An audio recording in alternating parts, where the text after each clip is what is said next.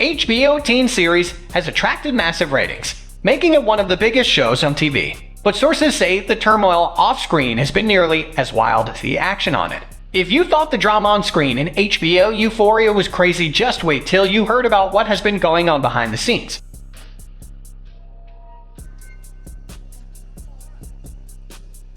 The fervor around the show intensified, and its popularity swelled after production was halted for a year due to the pandemic. The rollout of HBO Max supplied the show with 67 million global subscribers by summer 2021, and so, when the new season finally premiered in January, around 13 million pairs of eyeballs were glued to what the delinquent high schoolers were up to over its first 3 episodes, crushing Season 1's average of 6.6 million viewers. It's been such a rating smash that HBO already announced it will be renewing the Sam Levinson series for a 3rd season.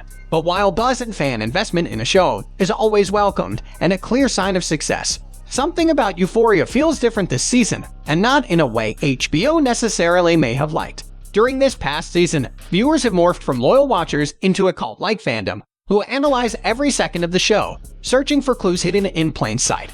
They wouldn't be entirely wrong to keep their eyes peeled for subtle messages, as head makeup artist Doniella Davy regularly shares behind-the-scenes looks at the meticulous planning that goes into each look and explains how it bleeds into a character's storyline for that episode. Some of the most far-fetched theories include that Rue has been dead all along, that fellow teen addict Elliot is a figment of Rue's imagination, and kiddo drug dealer Ashtray is secretly the mysterious 3rd brother of Nate Jacobs, who is seen in a happy family portrait of America's most dysfunctional family, but never mentioned. The messy characters and show's overall mayhem, not to mention the sometimes gratuitous nudity, have been amped up this season, which some view as creator and director Levinson's tendency to favor chaos and admittedly gorgeous shots over meaningful character or plot development. It sparked frustration in devoted fans, many of whom have turned on Levinson, griping about his screenwriting prowess and complaining about how he leaves certain storylines in the dust so he can prioritize a few of his favorite characters. Adding fuel to the fire is a persistent rumor about tensions between some cast members and Levinson, specifically Ferreira Kat Hernandez in the series, who allegedly butted heads with Levinson over some elements of the direction of her character. The talks are said to have gone south, with Ferreira allegedly walking off set and Levinson cutting back her screen time. These strains were also referenced by the Euphoria leaker, who claimed that HBO wasn't all that pleased with the direction the season had headed. The claim seems to have some merit, as Ferreira's fan-favorite character Kat Hernandez has taken a backseat so far this season after an impressive first season, where Kat became a symbol of body positivity during her journey of self-discovery, leading her to a sexual awakening, including writing erotic fanfic on Tumblr and becoming a camgirl. By the end of the season, Kat is comfortable in her own skin and develops a budding romance with Ethan, the earnest boy next door type, who accepts her as she is. But fans looking for a glimmer of hope in Euphoria's dark world were sorely disappointed this season. Instead, Kat's screen time has been largely scaled back as she flails about in her relationship with Ethan, and her character's transmogrified into a vindictive, uncaring narcissist. The alleged rift is pointedly highlighted, along with the anecdote that Ferreira skipped out on the season premiere, which the majority of her co-stars attended. Euphoria's production sources claims that Ferreira indeed walked off set at least 2 times, not including the time Ferreira had to be helped off after she slipped and fell twice, twisting her ankle during the filming of episode 4's hot tub puking sequence. Sources also say that at least one sex scene involving Ferreira was cut from a final version of an episode. Still, Ferreira remained tight-lipped. Kat's journey this season is a little more internal and a little mysterious to the audience, she offered. She is secretly going through a lot of existential crises. She loses her marbles a little bit, just like everyone else in this season. The theme is everyone's gone a little crazy. Ferreira is even more guarded about Kat's trajectory. I think people might be a little bit surprised, she said, of the 180-degree change Kat seems to take in terms of being confident and self-assured. I think it was a facade that even she didn't really believe in.